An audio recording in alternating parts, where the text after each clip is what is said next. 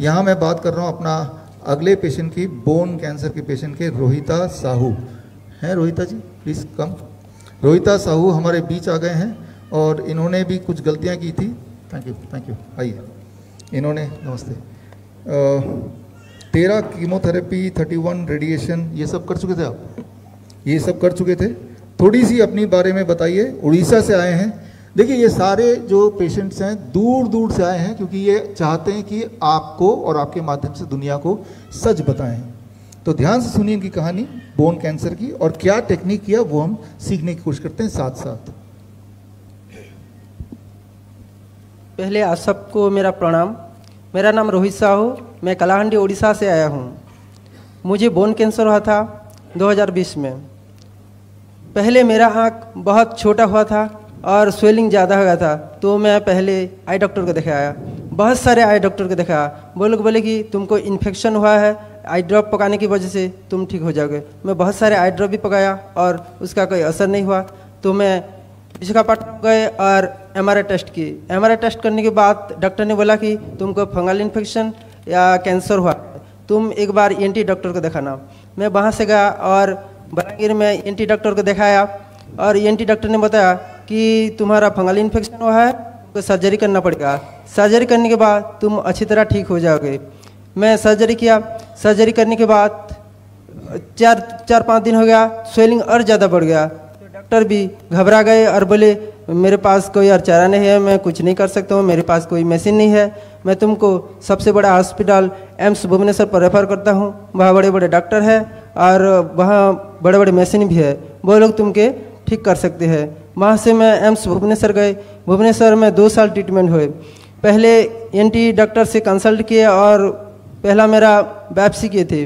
Biopsy के बाद पता चला कि मुझे बोन कैंसर है, वो भी लास्ट स्टेज में था। वहाँ 2 साल ट्रीटमेंट हुए। 2 साल के अंदर 13 कीमोथेरेपी और 31 रेडियोथेरेपी भी देते। उसके बाद भी मेरा बीमारी ठीक नहीं हुए, तो वो लोग मेजर सर्जरी करना पड़ेगा। मैं फेस के एक साइड को काट कर फेंकना पड़ेगा, बहुत ज़्यादा फैल गया है ये बोले। तो मैं और मैं वाइफ वहाँ मौजूद थे। ये बात सुनकर बहुत घबरा गए और बोले कि मैंने सोचा कि एक साइड को काट कर फेंकना पड़ेगा तो मेरा जीवन का कोई मूल्य नहीं रहेगा, मैं किसी को मुंह दिखाने लायक नहीं रहूँगा। तो मैं वहाँ से घबरा गया और घर चले आए।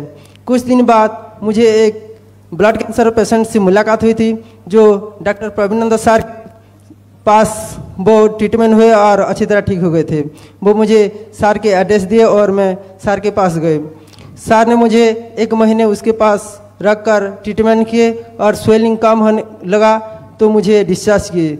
डिस्चार्ज के बाद डॉक्टर BRC प्रोटोकॉल के बारे में बताया, जो DIT खाना के फॉलो करने, जो सनसेट के पहले खाना है, खाने के पहले सलाद खाना है, सनलाइट में रहना है, नंगे पैर में मिट्टी में चलना है, मिट्टी से जुड़ी रहना है और काढ़ा वगैरह पीना है। ये सब मैं घर जाकर प्रोटोकॉल को फॉलो किया और 4 से 6 महीने में ठीक हो गया।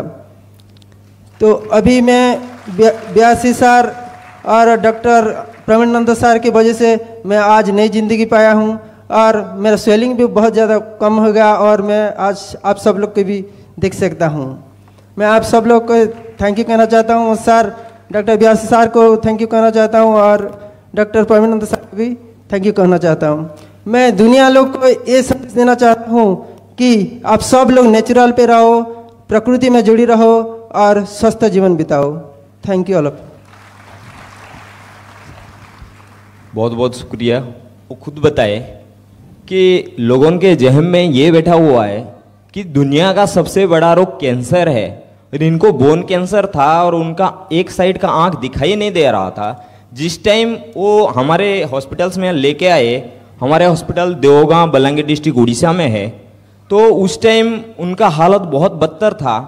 तो 2 साल एम्स में रह के ट्रीटमेंट होने के बावजूद भी उनका रिकवरी कुछ नहीं हुआ और बदतर हालत में चले गए।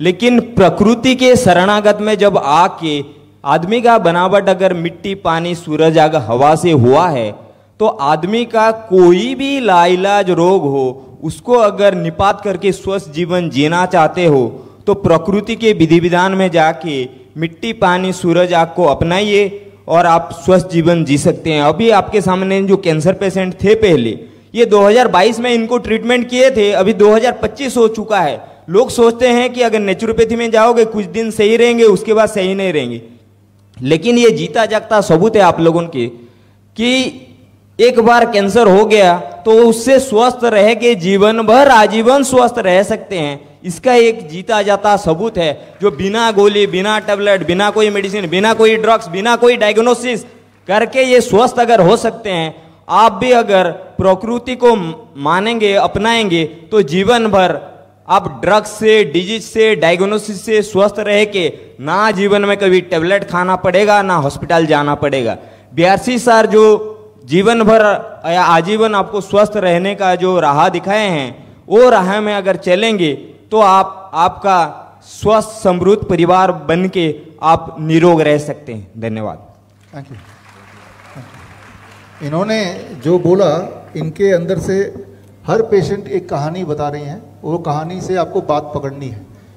काफ़ी सारे इनकी जो बातें हैं वो पिछले पेशेंट से मैच कर रही हैं, आप ये देखते जा रहे हैं, लेकिन हर पेशेंट एक नया क्लू देते जा रहे हैं, ये भी आपको समझना होगा। इनका जो सबसे मुख्य क्लू इन्होंने बताया, आपने ध्यान दिया कि नहीं, कि सूर्यास्त के बाद मैं कुछ नहीं खाता हूँ।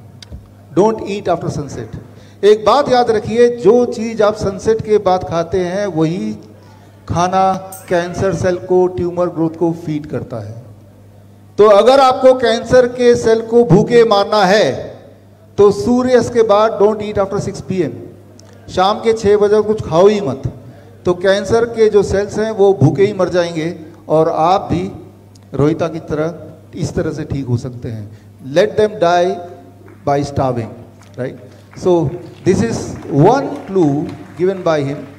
और हमारे प्रवीण नंदा, जो इनके मैंने काफ़ी सारे पेशेंट देखे, याद रखिए अगर कोई पेशेंट कहीं से भी ठीक ना हो रहा हो तो मुझे पूरी उम्मीद रहती है कि इनके यहाँ जाने से ठीक हो जाएगा। इनका मैं हॉस्पिटल दिखाता हूँ आपको। एक तरफ ये एम्स भुवनेश्वर, गब्बर का शोरूम बोलता हूँ मैं इसे, और एक तरफ ये प्रवीण नंदा का हॉस्पिटल, राइट? तो आपको ये समझना पड़ेगा कि आपका गोल क्या है। जब आप ये डिसाइड करते हो कि मैं कहाँ जाके ठीक होना चाहता हूँ, तो आप देखते हो बड़ा दिख रहा है क्या, एसी है क्या एसी उठ के आपको ठीक कर देगा? सोच के देखिए। क्या बड़ा उसकी अगर बिल्डिंग है वो आपको ठीक कर देगी? सोच के देखिए। आपको क्या बताया जा रहा है, आप क्या करने वाले हैं, वो आपको ठीक करेगा। उल्टा इन्होंने बताया, रोहिता ने बताया कि इन्होंने रेडिएशन किया, 13 radiation, 30 radiation, 13 chemo, 31 radiation, chemotherapy and surgery, right? These things causes cancer. जिस तरह से सिगरेट गुटखा पीने से कैंसर होता है, ठीक उसी तरह से कीमोथेरेपी, रेडिएशन, सर्जरी से कैंसर होता है। ठीक नहीं होता है, कैंसर होता है। ना तो वो कैंसर कंट्रोल कर सकता है, ना कैंसर क्योर कर सकता है, ना कैंसर प्रिवेंट कर सकता है। वो सिर्फ एक ही काम करता है, कैंसर को बनाता है।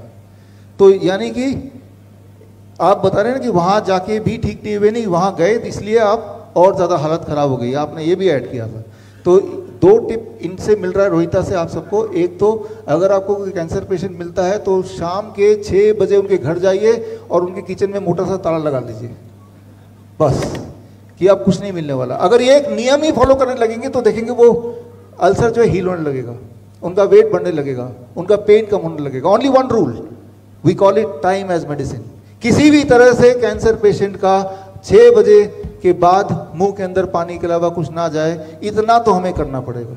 और इतना करने के लिए बहुत बड़े शोरूम या बहुत बड़े बिल्डिंग की, बहुत बड़े किसी चीज़ की जरूरत है ही नहीं। And that is the most important rule to heal, to cure the cancer. Thank you.